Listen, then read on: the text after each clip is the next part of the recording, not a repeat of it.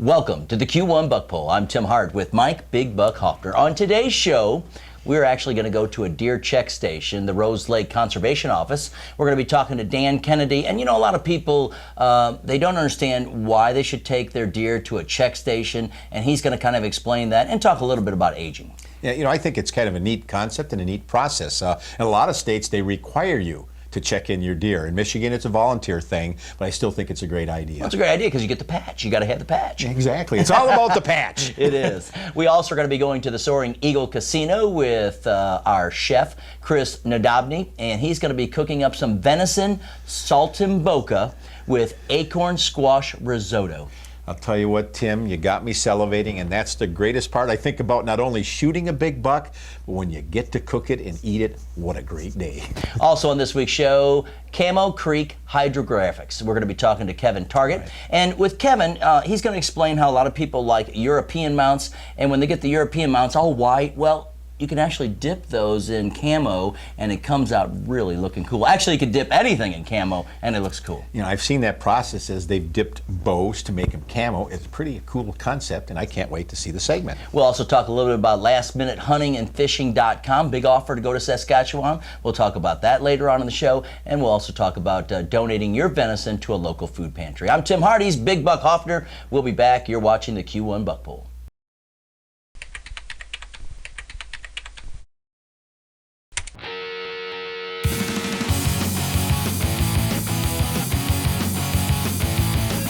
Q1 Buck Poll, Michigan's biggest and best buck poll contest. Brought to you by these sponsors who support Michigan's great outdoors.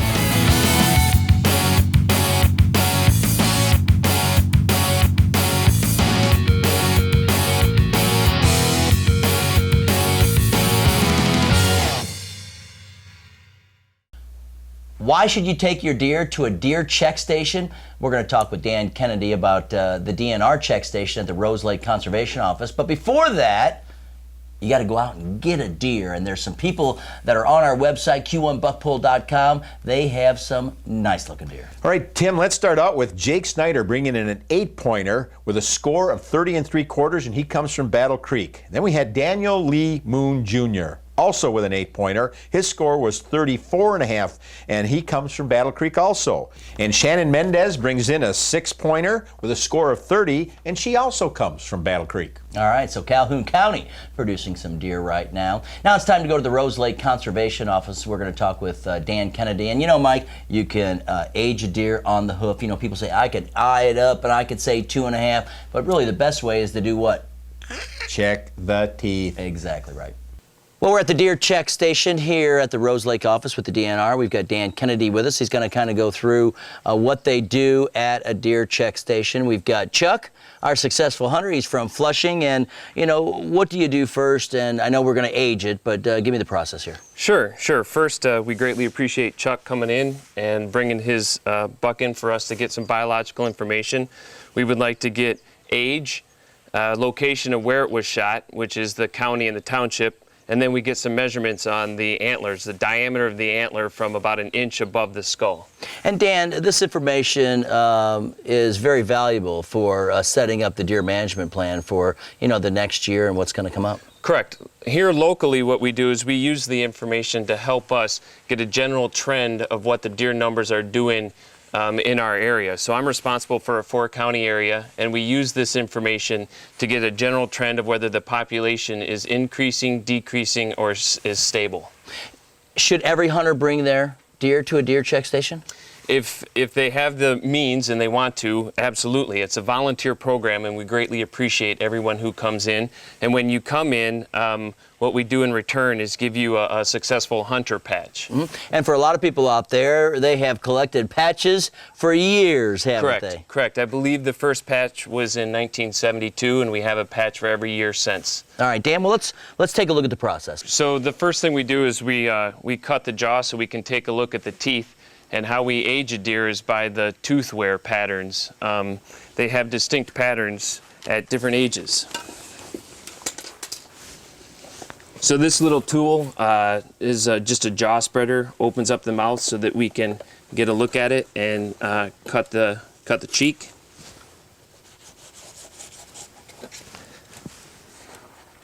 open her up, and so we can take a look at the teeth. And this is a 1.5-year-old buck. And how are you telling that then? Which teeth are you looking at? So there's 3 teeth up here that are called premolars. It's this one right here, and then from here to here, that's the second premolar.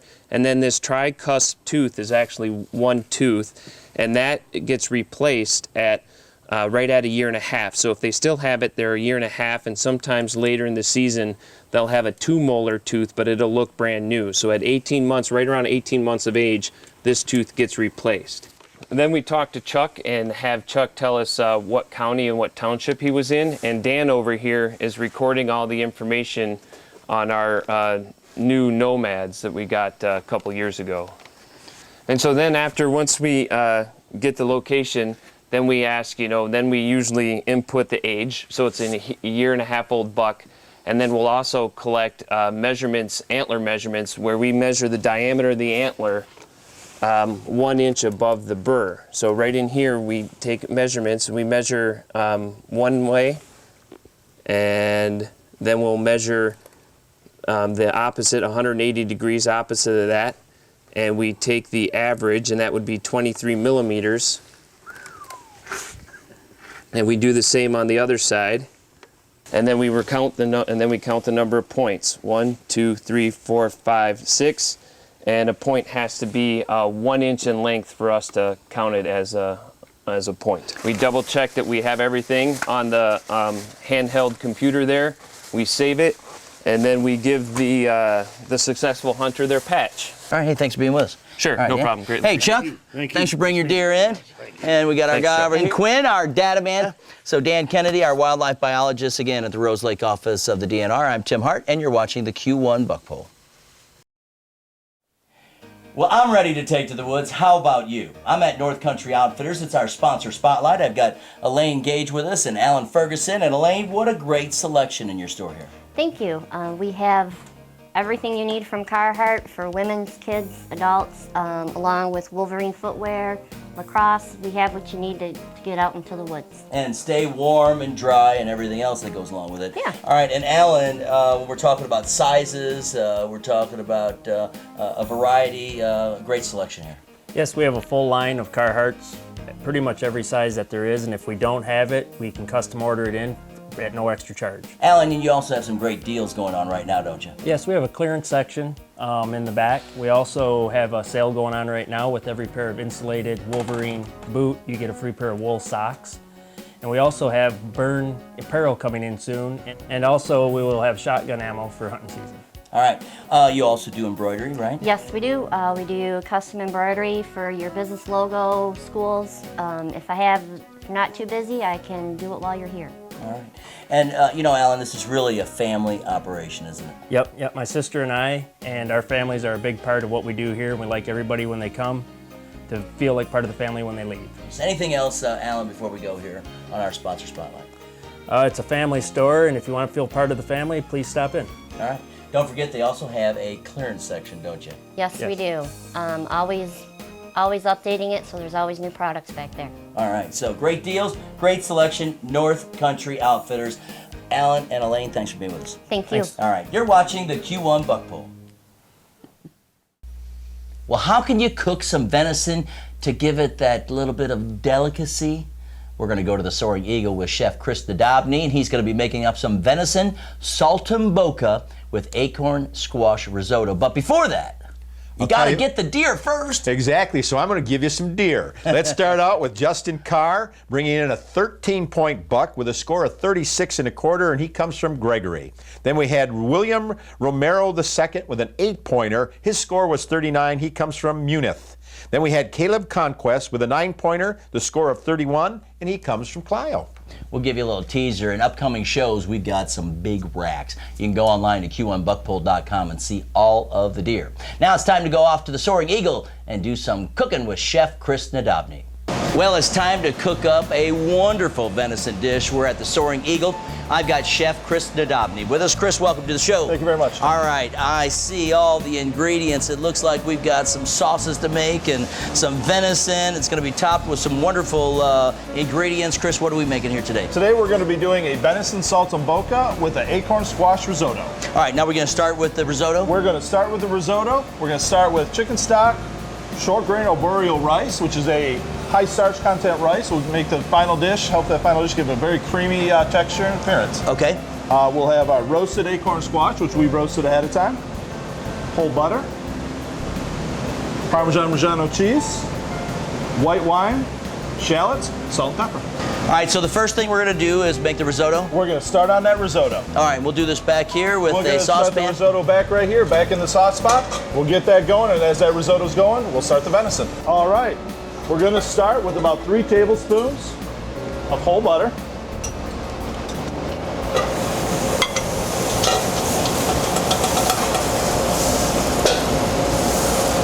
When that butter starts to foam, turn a little brown, we're going to add our shallots. Approximately 2 balls of shallots, which we mince very fine. And we're going to stir these and just saute these through until they start to brown. At that point, we're going to add our arboreal rice, about 2 cups.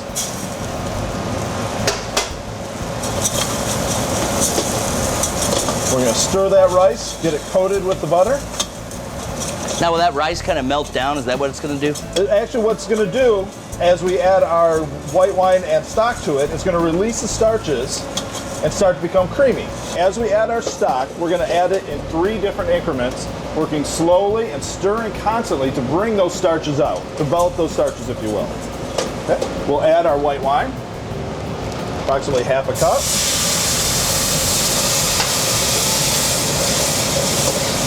We'll allow that white wine to absorb into the rice.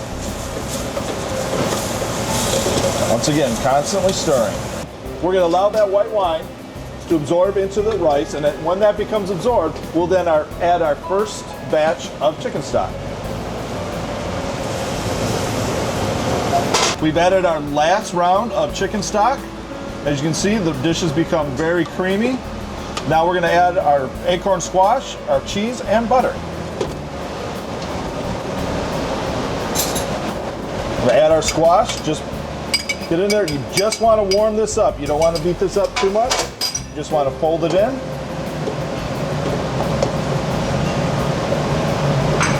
Just allow that to come up to the same temperature as the rice. You don't need to cook it anymore. And then we're going to finish this with the Parmesan and butter. We're going to take the rest of our butter, Parmesan cheese. Now we'll add our parm.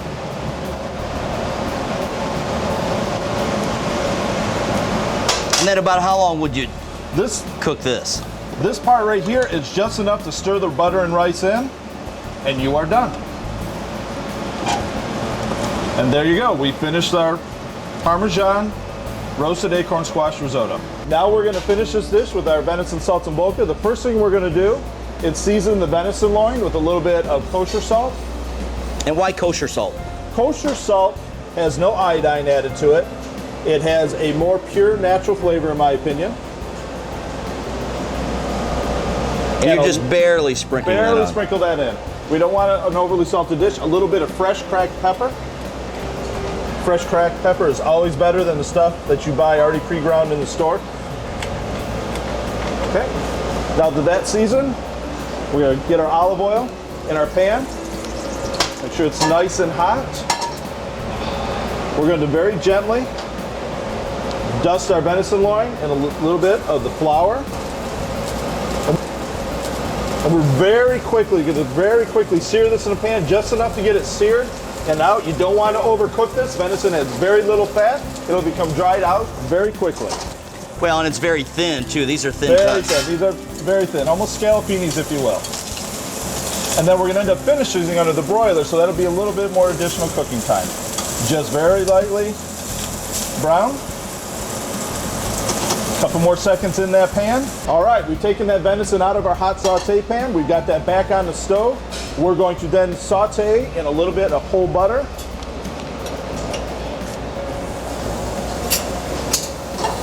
Our shallots.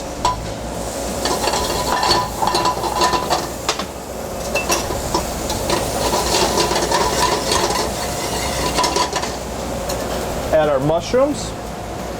Now, will you put all those mushrooms in? Out for the whole family, absolutely. We want to make sure when we're putting our mushrooms into the pan with the shallots, we're not overcrowding them. We're looking to saute those mushrooms, get a good caramelization on them. We don't want to steam them. If you put too many mushrooms in that pan at a time, they'll do nothing but release liquid and steam rather than caramelize. And caramelize, that gives it a good rich flavor, and that's something we want. All right, we now have our mushrooms sauteed down. They've got some nice color on them. We are now going to add our Madeira wine, which is a fortified wine. We're going to take that pan away from the flame to do this so you don't lose any hair.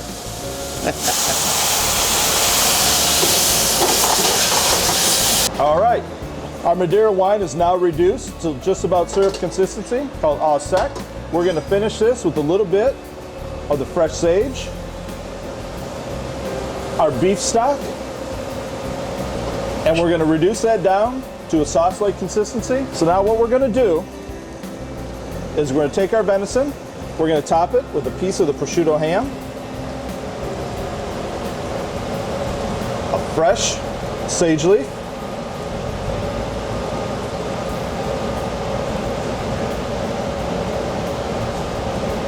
and the fontina cheese. This will take probably 20 to 30 seconds on your broiler. Too much more than that, you're going to end up drying out that venison once again, and that's not something we want to do. All right, Tim, this finishes our venison saltimbocca with the acorn squash risotto and our Madeira mushroom sauce. Well, you know what I'm going to do right now. Of course, I've got to test this. Dig it in. Very tender. The sauce really accentuates it. Delicious. The Soaring Eagle. Fantastic. Thank you, Chris sir. Nadabny here, our chef today. And you can find these venison recipes online. You can see the whole segment online. And then cook it for yourself at home and all your hunters. We're going to dig in right now, though. I can tell you that. So. All right, from the Soaring Eagle, I'm Tim Hart. You're watching the Q1 Buck Bowl. All right, you've got your deer, and you don't want to do a head and shoulder mount or a full body mount or something like that. So what are you going to do? A lot of people will get a European mount. And so there's ways that you can kind of dress that up. Camo Creek Hydrographics' Kevin Target is going to be with us. But before that, Big Buck, we got bucks. We have bucks and more bucks. Let's start out with Jeff Jones with an 8-pointer. His score was 37 3/4. He comes from Flint, Michigan. Then we had Joshua Taylor with a 5-pointer. The score was 24, comes from Clio. Kevin Rod with a 10-pointer. His score was 39 1/4. He comes from Jackson, Michigan. And then finally, Mike Blesh with a 9-pointer. The score was 36, coming from Sturgis. All right, now let's find out what you can do with a European mount. Well, how about a European mount with a camo gloss to it? That is just beautiful. I got Kevin Target with us. Hi, Tim. We're at Camo Creek Hydrographics in Brighton. And Kevin, you are putting camo on just about everything now. That's right. We can apply it on just about anything. We took the process from the ATVs and the shotguns, and we took it a step farther with the European mounts. We had a couple small bucks laying around from years ago and thought we'd try dipping those, and was happy with the way they come out.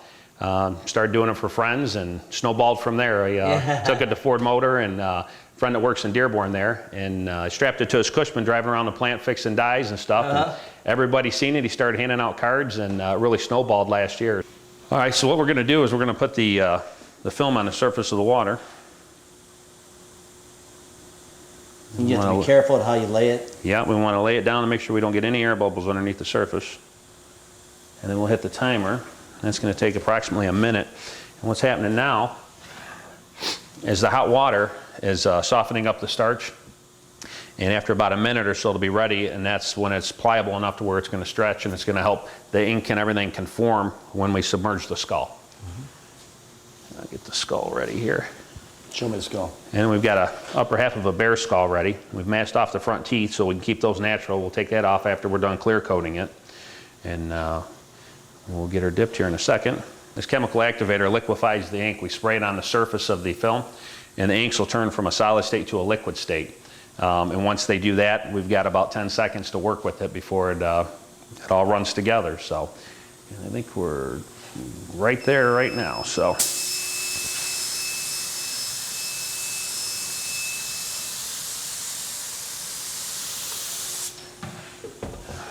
The film is ready.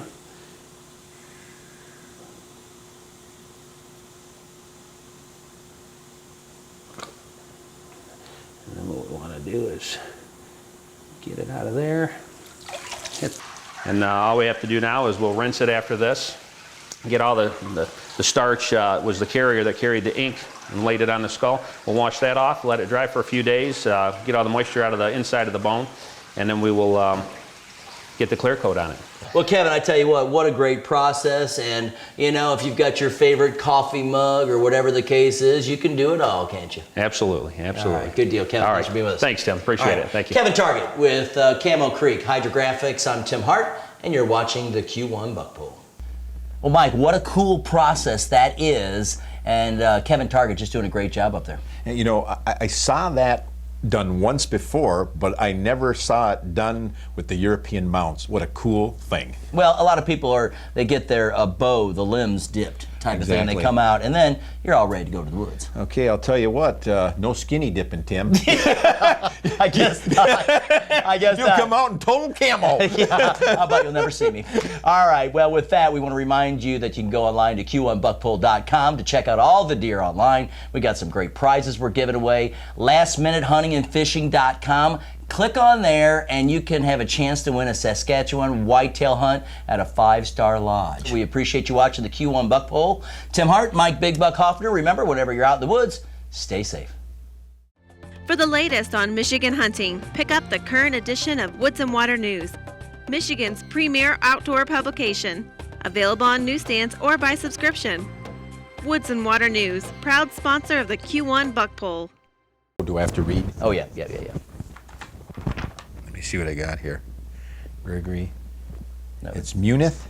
Munith. Munith? Munith. It is. I've never heard of that place. I said that same last time, but I have never. I thought I heard of every place, but I've never heard of that Like place. deja vu. It's like deja vu. It's like deja vu. There was segment 3 sitting on top, and then segment 2, then segment 4. So that I would need tell me, things- segment 3, 2, 4. That would tell me why I need to take this piece of paper I'm going and put to. it in front. You I'm got it? reshuffling the deck, and we're starting with 2. Okay, shuffle ahead. Let's do this. Here we go. 2, 1.